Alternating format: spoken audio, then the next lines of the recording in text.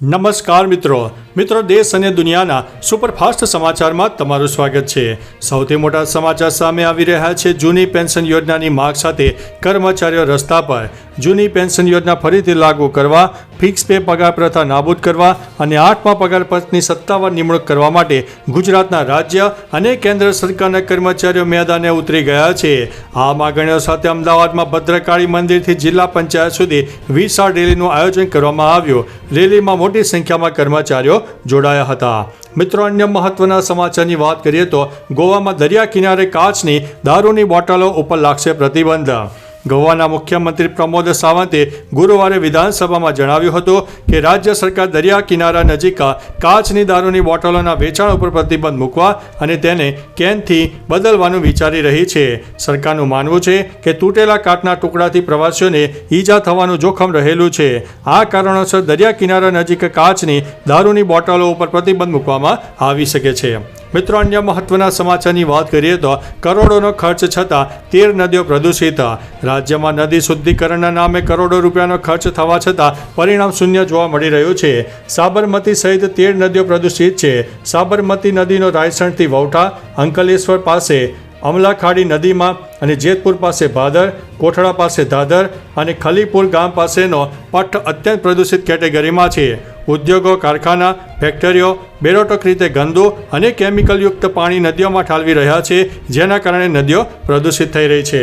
મિત્રો, અન્ય મહત્વના સમાચારની વાત કરીએ તો બિહારમાં વોટર લિસ્ટનો ડ્રાફ્ટ જાહેર, ઓનલાઈન જોઈ શકાશે નામ।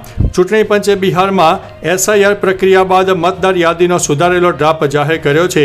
આ યાદી રાજકીય પક્ષોને સુપરત કરવામાં આવી છે। બપોરે 3 વાગ્યાથી ECIની સત્તાવાર વેબસાઇટ ઉપર ઉપલબ્ધ થશે। મતદારો તેમાં પોતાનું નામ ચકાસી શકશે અને જો નામ ન હોય તો 1 ઓગસ્ટથી 1 સપ્ટેમ્બર સુધીમાં વાંધા અરજી નોંધાવી શકશે। SIR પ્રક્રિયા 24 જૂને શરૂ થઈ હતી અને અંતિમ યાદી 30 સપ્ટેમ્બરે પ્રકાશિત થશે। મિત્રો, અન્ય મહત્વના સમાચારની વાત કરીએ તો પૂર્વ સાંસદ પ્રજ્વલ રેવન્ના દુષ્કર્મ કેસમાં દોષિત। કર્ણાટકના પૂર્વ સાંસદ અને JDS નેતા પ્રજ્વલ રેવન્નાએ દુષ્કર્મ કેસમાં દોષિત ઠેરવવામાં આવ્યા છે। 14 મહિના પહેલા ચાલેલી સુનાવણી બાદ સ્પેશિયલ કોર્ટે આ ચુકાદો આપ્યો છે। રેવન્ના પર એક મહિલા પર દુષ્કર્મ આચરીને વિડીયો બનાવવાનો આરોપ હતો। આ કેસમાં CIDએ 2000 પાનાની ચાર્જશીટ અને 123 પુરાવા રજૂ કર્યા। દોષિત જાહેર થયા બાદ રેવન્ના કોર્ટમાં રડી પડ્યો હતો। હવે કોર્ટે તેને સજા સંભળાવી છે। મિત્રો, અન્ય મહત્વના સમાચારની વાત કરીએ તો સુરતમાં ટ્રાફિક પોલીસે વાહન ચેકિંગ બંધ કર્યું। સુરત પોલીસે ટ્રાફિક સમસ્યાના નિવારણ માટે મહત્વનો નિર્ણય લીધો છે।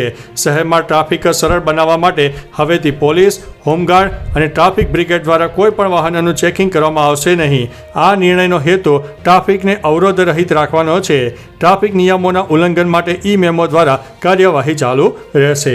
મિત્રો, અન્ય મહત્વના સમાચારની વાત કરીએ તો ગુજરાત ગેસ દ્વારા ભાવમાં વધારો। ગુજરાત ગેસ કંપની દ્વારા CNG ભાવમાં પ્રતિ કિલોએ ₹1નો વધારો કરવામાં આવ્યો છે। વધારા બાદ નવો ભાવ 80 રૂપિયા અને 26 પૈસા થયો છે। નોંધનીય છે કે સૌથી વધુ CNGથી દોડતી રિક્ષા અને સ્કૂલ વાહનોને આ ભાવ વધારાની અસર થશે। આ ઉપરાંત મુસાફરો અને વાલીઓના ખિસ્સા ઉપર આર્થિક ભારણ વધશે। જુલાઈ 2024માં CNGનો ભાવ પ્રતિ કિલોએ 74 રૂપિયા અને 26 રૂપિયા હતો। ઉપરાંત એક વર્ષમાં 4 વખત ભાવમાં વધારો કરીને કુલ 6 રૂપિયા વધી ગયા છે। મિત્રો, અન્ય મહત્વના સમાચારની વાત કરીએ તો 74 કરોડનો પુલ પૂરો બને તે પહેલાં જ નમી ગયો। રાજકોટના જામનગર રોડ પર 74 કરોડના ખર્ચે બની રહેલા સાંઢિયા પુલના નિર્માણ દરમિયાન મોટી દુર્ઘટના સામે આવી છે। પુલનો એક સ્લેબ ટેકા ખસી જતા 2.5 ફૂટ જેટલો નમી ગયો હતો। સદનસીબે આ ઘટનામાં કોઈ જાનહાનિ થઈ નથી। દુર્ઘટનાની જાણ થતાં જ અધિકારીઓ ઘટના સ્થળે દોડી આવ્યા હતા। તંત્ર દ્વારા નિર્માણાધીન કામગીરી વધુ સઘન બનાવવાના આદેશ અપાયા છે। મિત્રો, અન્ય મહત્વના સમાચારની વાત કરીએ તો ગોંડલ ફાયરિંગમાં ધરપકડ। 24 જુલાઈના રોજ રાજકોટના ગોંડલમાં અનિરુદ્ધસિંહ રીબડાના પેટ્રોલ પંપ ઉપર 2 શખ્સો દ્વારા ફાયરિંગ કરવામાં આવ્યું, જે બાદ હાર્દિકસિંહ જાડેજાએ સોશિયલ મીડિયા પર પોતે ફાયરિંગ કરાવ્યું હોવાની કબૂલાત કરી હતી। તપાસમાં રાજકોટ રૂરલ LCBની ટીમે ફાયરિંગ કરનારા બંને આરોપીઓને UPથી ધરપકડ કરી છે, પરંતુ હાર્દિકસિંહ હજુ ફરાર છે। પૂછપરછમાં આરોપીઓએ કબૂલ્યું છે કે તેમણે હાર્દિકસિંહના કહેવા ઉપર ફાયરિંગ કર્યું હતું। મિત્રો, અન્ય મહત્વના સમાચારની વાત કરીએ તો ચૂડામાં ઉજવાશે સુરેન્દ્રનગર જિલ્લા કક્ષાનો સ્વતંત્રતા દિવસ। 15મી ઓગસ્ટ 2025 સ્વતંત્રતા દિવસની જિલ્લા કક્ષાની ઉજવણી સુરેન્દ્રનગરના ચૂડા ખાતે ઉજવવામાં આવશે. આ ઉજવણીમાં પૂર્વ તૈયારીઓ અંગે જિલ્લા કલેક્ટર રાજેન્દ્ર કુમાર પટેલના અધ્યક્ષસ્થાને સુરેન્દ્રનગર મહાનગરપાલિકા સભાખંડ ખાતે બેઠક યોજાઈ હતી. આ બેઠકમાં જિલ્લા કલેક્ટરે સ્વાતંત્ર્ય પર્વની ઉજવણીની પૂર્વ તૈયારીઓ અંગે સંબંધિત અધિકારીઓ પાસેથી વિસ્તૃત જાણકારી મેળવીને જરૂરી માર્ગદર્શન અને સૂચનો આપ્યા હતા. મિત્રો, અન્ય મહત્વના સમાચારની વાત કરીએ તો અમદાવાદમાં આતંક, 26 કારના ટાયર છરાથી ફાડી નાખ્યા. અમદાવાદના માણેકબાગ, શ્રેયસ ટેકરા અને આંબાવાડી વિસ્તારમાં અસામાજિક તત્વોનો આતંક જોવા મળી રહ્યો છે. 30 જુલાઈની મોડી રાત્રે બાઇક પર આવેલા અજાણ્યા શખ્સોએ 26 જેટલી પાર્ક કરેલી ફોર વ્હીલરના ટાયર છરાથી ફાડી નાખ્યા. આ સમગ્ર ઘટનાના સીસીટીવી ફૂટેજ પણ સામે આવ્યા છે, જેમાં આરોપી સ્પષ્ટપણે દેખાઈ રહ્યો છે. ઘટનાના 24 કલાક બાદ પણ પોલીસ આરોપીઓને પકડી શકી નથી. મિત્રો, અન્ય મહત્વના સમાચારની વાત કરીએ તો સરદાર સરોવર ડેમના 23 દરવાજા ખોલાશે.